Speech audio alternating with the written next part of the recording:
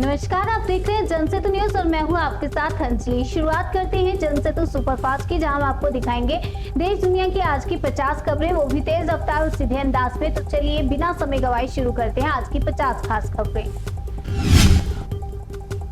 मल्लिकार्जुन खड़गे ने केरल की चुनावी सभा में गुजराती पर दिए बयान पर खेद जताया। खड़गे ने कहा कि मेरे बयान को तोड़ मरोड़ कर पेश किया गया। मेरे मन में गुजरात के लोगों के लिए बहुत सम्मान है। मेरा इरादा किसी की भावनाओं को ठेस पहुंचाने का नहीं था। खड़गे ने चुनाव प्रचार के दौरान गुजरात के लोगों को अनपढ़ बताया था। इसके विरोध में बीजेपी ने दिल्ली में कांग्रेस मुख्यालय के बाहर प्रदर्शन करते हुए माफी की मांग की।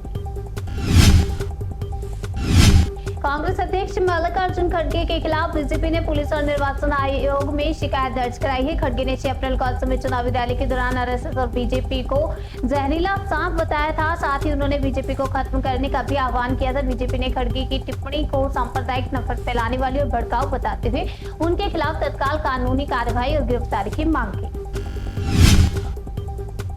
बंगाल में चुनाव से पहले वोटर लिस्ट पर सियासत गरमा गई। एसआईआर में कटे नामों को लेकर तृणमूल नेताओं का डेलीगेशन चुनाव आयोग के दफ्तर पहुंचा। मीटिंग के दौरान चुनाव आयोग और टीएमसी नेताओं ने गहमा गहमी हो गई इन दोनों में, और बाहर आने के बाद डेक्रोबेबिन ने मुख्य चुनाव आयोग पर गेट आउट कहने का आरोप लगाया। और इस बीच चुनाव आयोग के सूत्रों का दावा है कि मीटिंग में डेक्रोब्राइन मुख्य चुनाव आयोग पर चिल्ला रहे थे। उन्होंने शुरू में ही कह दिया था कि हम बात नहीं सुनने आए हैं। पश्चिम बंगाल की मुख्यमंत्री ममता बनर्जी ने भवानीपुर सीट से पर्चा भर दिया है। नामांकन से पहले ममता ने पैदल मार्च कर शक्ति प्रदर्शन किया। भवानीपुर बंगाल की सबसे हॉट सीट है, क्योंकि यहां मुकाबला राज्य के 2 सबसे बड़े सियासी चेहरों का है। ममता बनर्जी के खिलाफ बीजेपी से शुभेंदु अधिकारी ताल ठोक रहे हैं, और भवानीपुर पिछले 15 साल से तृणमूल का गढ़ है और ममता खुद 3 बार यहाँ से चुनाव जीत चुकी है। लेकिन इस बार शुभेंदु अधिकारी के आने से चुनौती बढ़ गई है। हेमंता विश्व शर्मा की पत्नी पर आरोप लगाने वाले कांग्रेस नेता पवन खेड़ा की मुश्किलें अब बढ़ गई हैं। हैदराबाद से पवन खेड़ा का एक वीडियो सामने आया, जिसमें मीडिया के कैमरे से बचने की कोशिश करते दिखाई दे रहे हैं। कैमरों को देखते हुए कार की पिछली सीट पर झुक जाते हैं। बीजेपी प्रवक्ता शहजाद सोनावाला ने इस वीडियो को शेयर करते हुए तंज कसा। उन्होंने कहा कि जो खुद को बब्बर शेर बताते थे, वो अब भीगी बिल्ली की तरह छिप रहे हैं। उत्तर प्रदेश में चुनाव को अभी लगभग 1 साल बाकी, लेकिन राजधानी लखनऊ में पलटवार जारी है। दरअसल सपा नेता सुमैया राणा ने पोस्टर शेयर करते हुए अखिलेश यादव को पीडीए का सिकंदर, सीएम योगी माफियाओं और गुंडों का धुरंधर बताया। सीएम योगी को बता दें कि बीजेपी ने भी कल पोस्टर जारी किया था, जिसमें सपा शासन को अखिलेश का खियारी राज बताया था और सीएम योगी को धुरंधर दिखाया गया था। मुंबई में बीजेपी नेता किरीट सोमैया के ऑफिस में पेट्रोल से आग लगाने की कोशिश हुई। दरअसल एक युवक ने कार्यालय के नेम प्लेट में आग लगा दी, लेकिन सीआईएसएफ जवान की सतर्कता से आग पर काबू पा लिया गया, जिसके बाद फिर सोमैया ने थाने पहुंचकर एफआईआर दर्ज कराई। पुलिस ने सीसीटीवी फुटेज के आधार पर आरोपी को गिरफ्तार कर लिया। गोवा क्लब अग्निकांड मामले में लूथरा ब्रदर्स को बड़ी राहत मिली है। गोवा की कोर्ट ने 40 दस्तावेज मामले में दोनों को जमानत दे दी है। इस फैसले के बाद दोनों भाइयों के जेल से बाहर आने का रास्ता साफ हो गया है। कोर्ट ने दोनों को जांच में सहयोग करने का भी आदेश दिया। आपको बता दें कि दिसंबर 2025 में क्लब में आग लगने से 25 लोगों की मौत हो गई थी।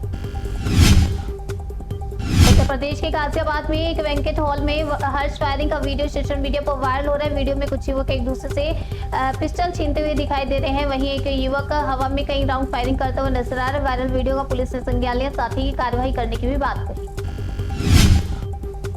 लखनऊ के विभूति खंड इलाके में रईस ज्यादा ने अपनी कार से 2 लोगों को जोरदार टक्कर मारी। हादसे का सीसीटीवी वीडियो सामने आया, जिसमें कार 2 लोगों को उछालते हुए नजर आ रही है। फिलहाल दोनों युवकों का अस्पताल में इलाज चल रहा है। आरोपी पुलिस की गिरफ्त से फरार है। इस हादसे में पुलिस की बड़ी लापरवाही को उजागर किया। मौके पर आरोपी युवक की कार मिलने के बावजूद भी पुलिस ने अज्ञात के नाम पर एफआईआर दर्ज की। सुप्रीम कोर्ट के आदेश के बाद मेरठ के शास्त्री नगर में व्यापारियों ने मेरे विरोध में बास बंद कर दिया है। दुकानदारों ने अपना सामान समेटना शुरू कर दिया। प्रशासन ने कई अवैध व्यावसायिक दुकान, स्कूल और अस्पतालों को चिन्हित किया, जिन्हें प्रशासन सील कर रहा है, जिसके बाद व्यापारियों में नाराजगी है, जिसके चलते मौके पर तनाव की स्थिति बन गई है। उत्तर प्रदेश की झांसी में प्रशासन ने सरकारी जमीन पर बनी अवैध बाजार पर बुलडोजर चलाया। सिटी मजिस्ट्रेट और सीओ सिटी मौके पर मौजूद रहे। पूरे ऑपरेशन की निगरानी करते नजर आए। बुलडोजर और जेसीबी की मदद से करीब 2000 स्क्वायर फीट सरकारी जमीन को कब्जा मुक्त कराया गया है। एहतियात के लिए भारी संख्या में पुलिस बल को इलाके में तैनात किया। कानपुर किडनी ट्रांसप्लांट मामले में लगातार एक्शन जारी है। पुलिस ने डॉक्टर अफजल के ड्राइवर परवेज सैफी को 9 लाख कैश के साथ गिरफ्तार किया। जांच के दौरान आरोपी का नोटों के ढेर के साथ वीडियो सामने आया। जानकारी के अनुसार परवेज सैफी पर आधा दर्जन से ज्यादा मुकदमे दर्ज है। वहीं किडनी ट्रांसप्लांट मामले में दिल्ली के मैक्स हॉस्पिटल का नाम सामने आने के बाद पुलिस ने नोटिस जारी कर जवाब मांगा है। उत्तर प्रदेश के हाथरस में यात्रियों से भरी हुई एक निजी बस के पलटने से बड़ा हादसा हो गया, जिसमें कुछ यात्री के घायल होने की खबर है। सूचना पर पहुंची पुलिस ने घायलों को नजदीक अस्पताल में एडमिट कराया, जहां पर उनका इलाज चल रहा है। शुरुआती मांग जांच में सामने आया कि नियंत्रण खोने की वजह से दुर्घटना हुई है। बेंगलुरु इंटरनेशनल एयरपोर्ट पर डीआरआई के अधिकारियों ने सोने की तस्करी करने वाले रैकेट का भंडाफोड़ किया। डीआरआई की टीम ने 5 लोगों को गिरफ्तार किया, साथ ही 5 करोड़ के सोने के बिस्किट भी जब्त किए। महाराष्ट्र के जलगांव में टीचर ने 9वीं कक्षा के नाबालिग छात्रा से 3 सालों से ब्लैकमेल करके रेप करने का आरोप लगाया है। आरोपी छात्रा को फोटो वायरल करने की धमकी देकर लगातार शारीरिक संबंध बनाने की डिमांड करता था, जिससे तंग आकर पीड़िता ने घर वालों को इसकी जानकारी दी। गुस्साए परिजनों ने स्कूल पहुंचकर शिक्षक की जमकर पिटाई कर दी। छात्रा की मां की शिकायत पर पुलिस ने आरोपी शिक्षक को पॉस्को के तहत मामला दर्ज करके गिरफ्तार कर लिया। यूपी के हापुड़ में चलती कार में स्टंटबाजी का वीडियो सामने आया, जिसका वीडियो सोशल मीडिया पर तेजी से वायरल हो रहा है। पुलिस ने वायरल वीडियो के आधार पर दोनों कारों का 28,000 का चालान काटा। कई युवक खिड़कियों से बाहर निकलकर हुड़दंग करते और खतरनाक स्टंट करते नजर आ रहे हैं। पुलिस का कहना है कि आगे भी ऐसी कार्रवाई जारी रहेगी। यूपी में तेज आंधी और बारिश और आकाश पिछले दिन आपको बता दें, आकाशीय बिजली से पिछले दिन बड़े पैमाने पर नुकसान पहुंचा है, जिसमें 20 लोगों की मौत हो गई, जबकि 12 लोग घायल बताए जा रहे हैं। तो वहीं 33 जानवरों की भी जान गई है। सीएम योगी ने सभी जिला अधिकारियों को नुकसान का मुआयना करके तुरंत मुआवजा देने का निर्देश दिया है। जिन लोगों के घरों को नुकसान पहुंचा उन्हें मुख्यमंत्री आवास योजना के तहत घर देने का भी आदेश दिया। लखनऊ में तेज आंधी और बारिश से आम के बागों को काफी नुकसान पहुंचा। सबसे ज्यादा नुकसान नवलहाबाद इलाके में हुआ, जहां पर आम बड़ी मात्रा में उगाए जाते हैं। किसानों का कहना है कि हमारी 45% से ज्यादा फसल बर्बाद हो गई। ऐसे में सरकार से मदद की उम्मीद है। आपको बता दें, मलियाबादी पूरे देश में मशहूर है। लखनऊ के इंदिरा नगर इलाके में रिटायर्ड फौजी ने एक स्ट्रीट डॉग को पीट कर अधमरा कर दिया। रिटायर्ड फौजी स्ट्रीट डॉग के सिर पर जोर जोर से वार कर रहा था, जिससे उसका सिर फट गया। सीसीटीवी फुटेज में देखा जा रहा है कि लगातार कई बार वार करने के बाद वह पूरी तरह से घायल हो जाता है। जानकारी मिलने के बाद एनजीओ के संचालक तुरंत मौके पर पहुंची और स्ट्रीट डॉग का इलाज करवाया। साथ ही थाने में आरोपी के खिलाफ एफआईआर दर्ज करा के सख्त एक्शन की मांग की। सीज फायर के ऐलान के बाद अमेरिका और ईरान 10 अप्रैल को पाकिस्तान में बैठक करेंगे। यह बातचीत इस्लामाबाद में होगी। दोनों देशों के बीच समझौते के 10 पॉइंट पर चर्चा होगी। इस मीटिंग को अमेरिका की तरफ से उपराष्ट्रपति जेडी वेंस डील करेंगे। उनके साथ कृष्णा और पिटकॉक्स भी बैठक में मौजूद होंगे। सूत्रों की माने तो ईरान ने जेडी वेंस को वार्ता में शामिल कराने की खास गुजारिश की है। मिडिल की जंग में 40वें दिन सीज फायर के ऐलान के बाद कुछ ही घंटे बाद अलग अलग बयान सामने आने लगे। इजरायल के पीएम नेतन्याहू ने कहा कि वो 2 हफ्ते के युद्ध विराम में लेबनान शामिल नहीं है। नेतन्याहू के ऑफिस ने बयान जारी कर ईरान के खिलाफ युद्ध रोकने का स्वागत किया।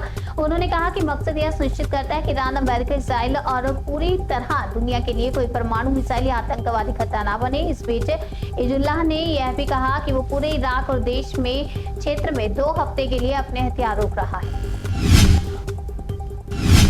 इजरायल भी अमेरिका और ईरान के बीच हुए सीजफायर का हिस्सा बना है। व्हाइट हाउस के सूत्रों के मुताबिक इजरायल अगले 2 हफ्तों तक ईरान पर बमबारी नहीं करेगा। इससे पहले अमेरिका के राष्ट्रपति डोनाल्ड ट्रंप ने भी कहा था कि जब मैं रुकने को कहूंगा इजरायल रुक जाएगा। ये बात इसलिए भी महत्वपूर्ण है क्योंकि सीज फायर के ऐलान के कई घंटे बाद तक ईरान की तरफ से इजरायल पर हमले हो रहे हैं।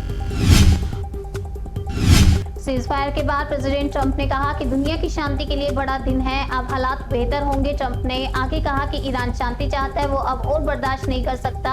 हर कोई यही चाहता है। ट्रंप ने इस बात की भी गारंटी दी कि अमेरिका हॉर्मोज की यातायात व्यवस्था को सुचारू बनाने में मदद करेगा। उन्होंने कहा कि सकारात्मक कदम उठाए जाएंगे और खूब पैसा कमाया जाएगा। सीजफायर के बाद ईरान का बड़ा बयान सामने आया है। ईरान ने कहा कि इस जंग में हमने अमेरिका को झुकने पर मजबूर कर दिया। अमेरिका को हमारी शर्तें माननी ही पड़ी। युद्ध में जो नुकसान हुआ अमेरिका उसकी भरपाई करेगा और भविष्य में हमला करने की कोई गुस्ताखी नहीं करेगा।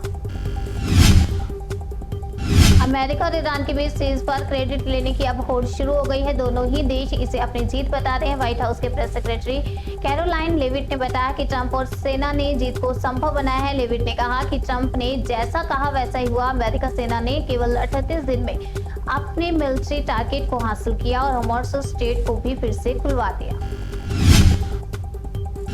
यूक्रेन के खेरसोन इलाके में रूसी सेना के सीनियर स्ट्राइक में 4 लोगों की मौत हो गई जबकि 11 लोग घायल हो गए हैं। रूसी सेना ने खेरसोन के रिहायशी इलाके को टारगेट करके अटैक किया जिसमें एक स्कूल की इमारत पूरी तरह से तबाह हो गई। एक 14 साल के बच्चे सहित 4 लोग बुरी तरह से जख्मी हो गए और रूसी सेना ने खेरसोन के कोरबा और कोरबा बेली जिले में रिहायशी इमारतों को टारगेट करके बमबारी की जिसमें 4 आम नागरिकों की मौत हो गई और 7 लोग घायल हो गए। दक्षिण पूर्वी यूक्रेन के निकोपोल में रूसी सेना ने एक जबरदस्त बस पर ड्रोन अटैक किया जिससे बस में सवार 4 आम नागरिकों की मौत हो गई जबकि 15 से ज्यादा यात्री बुरी तरह से जख्मी हो गए। यूक्रेनी इमरजेंसी सर्विस ने जो अटैक किए उसके तुरंत बाद जो वीडियो जारी किया है जिसमें रेस्क्यू टीम घायलों को बस से निकालती नजर आ रही है। यूक्रेनी मंत्री ने रूस पर जानबूझकर बस पर हमला करने का आरोप लगाते हुए कहा कि कोई हादसा नहीं बल्कि आम नागरिकों को निशाना बनाना रूस की रणनीति का हिस्सा है। अमेरिका में दक्षिणी कैलिफोर्निया के एंटोरियो में देर रात एक गोदाम में भीषण आग लग गई और देखते ही देखते पूरे गोदाम को अपनी चपेट में ले लिया। आग की ऊंची ऊंची लपटें उठने लगी। आग की खबर मिलते ही फायर ब्रिगेड की गाड़ियां मौके पर पहुंची। 100 से ज्यादा फायर फाइटर्स ने घंटों की मशक्कत के बाद आग पर काबू पाया। पुलिस ने फिलहाल एक शख्स की आग लगने के आरोप में गिरफ्तार किया है। तुर्की के इस्तांबुल में इजरायली कंसुलेट पर 3 बंदूकधारियों ने हमला कर दिया। वहां तैनात पुलिस वालों पर जमकर फायरिंग की। पुलिस ने जवाबी कार्रवाई में एक हमलावर की मौत हो गई है जानकारी दी है जबकि पुलिस ने 2 घायल हमलावरों को गिरफ्तार किया है।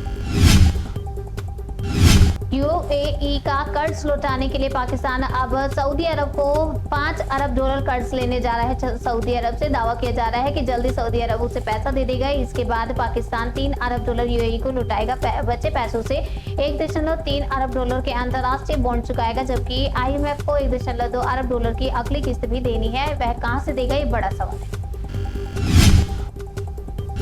विदेश मंत्रालय ने इजरायल, अमेरिका और ईरान के बीच सीजफायर का स्वागत किया। साथ ही कहा कि इससे पश्चिम एशिया में स्थायी शांति आएगी। युद्ध ने लोगों को भारी पीड़ा पहुंचाई और वैश्विक ऊर्जा आपूर्ति और व्यापार नेटवर्क को बाधित किया। एमए ने उम्मीद जताई है कि स्टेट ऑफ होमो से पहले की तरह ही व्यापार होगा। मुंबई में बीजेपी नेता किरीट सोमैया के ऑफिस में पेट्रोल से आग लगाने की कोशिश हुई। दरअसल एक युवक ने कार्यालय की नेम प्लेट में आग लगा दी लेकिन सीआईएसएफ जवान की सदस्यता से काबू पा लिया गया। समझदारी से काबू पा लिया गया जिसके बाद किरीट सोमैया ने एफआईआर दर्ज कराई है। पुलिस फिलहाल मामले की जांच कर रही है। आरोपी को गिरफ्तार कर लिया है। अमेरिका ईरान के बीच सीज फायर के ऐलान के बाद हॉर्मुज़ का रास्ता फिर खुल रहा है। भारत सरकार की ओर से दी गई आधिकारिक जानकारी के अनुसार अभी पारस की खाड़ी में भारत के 16 जहाज लंगर डाल खड़े हुए हैं जिन पर 433 नाविक फंसे हुए थे। अब ये जहाज जल्द कवच पहुंचने की तैयारी में। इन जहाजों को भारत पहुंचने में 3 से लेकर 1 हफ्ते तक का समय लग सकता है। ईरान के साथ सीज फायर को लेकर अमेरिकी राष्ट्रपति ट्रंप ने बड़ा बयान दिया। ट्रंप ने कहा कि अगर ईरान के साथ होने वाली बातचीत फेल हुई तो दोबारा युद्ध शुरू करेंगे। ट्रंप ने धमकी दी है कि अमेरिका सेना बहुत आसानी से फिर भी उसी हालात में लौट सकती है। बता दें कि ईरान और अमेरिका के बीच में 10 अप्रैल को इस्लामाबाद में बातचीत होगी जिसमें अमेरिका की तरफ से जेडी वेंस, विटक, जेरेड कुशनर होंगे तो वहीं ईरान की तरफ से विदेश मंत्री अब्बास अरागची शामिल होंगे। ईरान के लवान आइलैंड पे तेल रिफाइनरी पर बड़ा अटैक हुआ है। ईरान के स्टेट टेलीविजन के मुताबिक ये धमाका सीज फायर के ऐलान के कुछ ही घंटों बाद हुआ। धमाके की वजह साफ नहीं है। बता दें कि ईरान का लावन द्वीप फारस की खाड़ी में स्थित रणनीतिक रूप से महत्वपूर्ण आइलैंड है। इसका क्षेत्रफल 78 वर्ग किलोमीटर है। लावन ईरान के प्रमुख कच्चा तेल निर्यात टर्मिनल्स में से एक है।